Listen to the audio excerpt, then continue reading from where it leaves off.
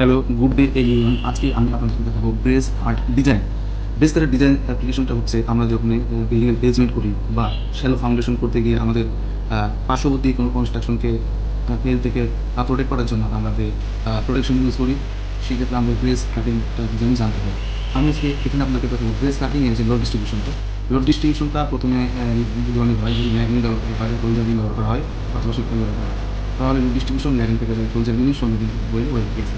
শীত আগে শীতকালে দেওয়া হয়, কারণ শীতকালে বেশ কিছু শীত পাইলে শীতকালে পড়লে পিছায়। এভাবেই ব্রেস পার্টের লোড ডিস্ট্রিবিউশনটা হয়েছে। এখানে আপনারা দেখতে পাচ্ছেন যে একটি কৃষিকারের ডিজাইন হয়েছে। এখানে আপনি দেখতে পাচ্ছেন যে প্ল্যানে যেটা আমরা দেখি, প্ল্যানে দেখতে পাচ্ছেন যে ওয়েল আসলে হরিজেন্টালি কন্টিনিউয়াস বিমের মতো ব্যবহার করা হয়। শীট পাইপ অথবা ম্যাগিং সোলজার বিমটা হচ্ছে জাস্ট কলামের মতো ভার্টিক্যাল মেম্বার। এভাবে আমরা একটা ব্রেস কার্ড ডিজাইন সম্পর্কে ধারণা পেতে পারি। ভিডিওটি দেখার জন্য ধন্যবাদ আপনাদের সবাইকে, এবং পরবর্তী ভিডিও দেখার আমি আজকের ভিডিও এখানে শেষ করছি। ধন্যবাদ।